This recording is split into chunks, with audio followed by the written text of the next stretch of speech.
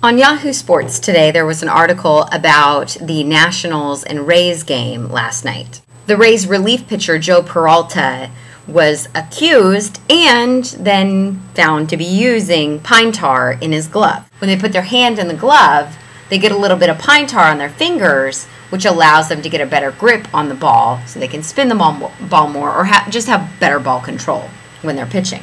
At first glance, this is a story about good versus evil.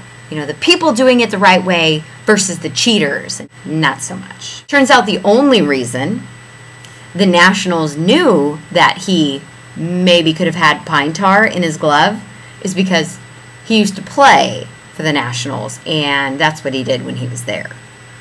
So, let me get this straight. It's okay if you cheat, as long as it benefits me. To make this story even more ridiculous, the manager was actually not mad at the relief pitcher or did not express his anger or disappointment in the relief pitcher, Peralta, for using or having pine tar in his glove.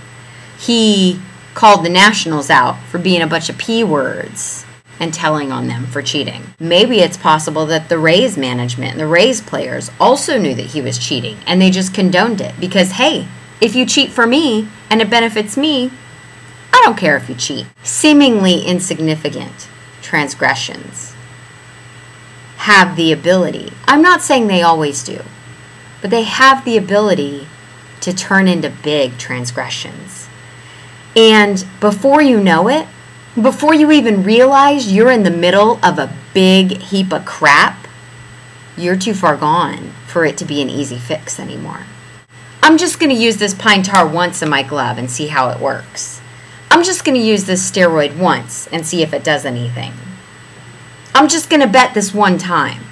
Cheating on something that seems little, or condoning cheating. The fact that people are condoning the cheating when it's happening on their team says there's a culture of cheating in at least that organization. Perhaps more, perhaps throughout baseball. And who knows, maybe throughout all professional sports. But then the implication of the Rays manager to be offended that the Nationals manager called his cheating pitcher out. There is no honor among thieves. It's part of the unwritten rules of baseball that it's not okay to cheat. But if somebody on your team is cheating, you don't dime them out when they go to another team, because then they wouldn't share stuff with their players. How about this? How about you not flip and cheat? That's what you're worried about? You're worried about the fact that your players will cheat and they won't tell you? Maybe you should be concentrating on creating an environment that discourages them from cheating to begin with.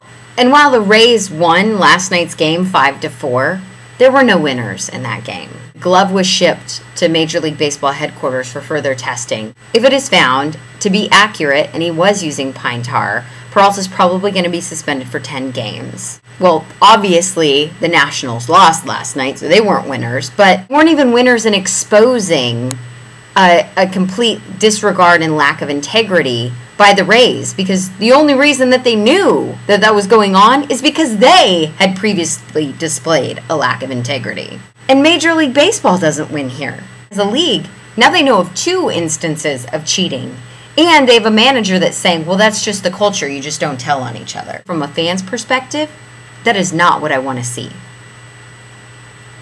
I want to see the game played well by the rules that are agreed upon. I want to see someone who can rise above and be great within the structure of a game, not by cheating the system.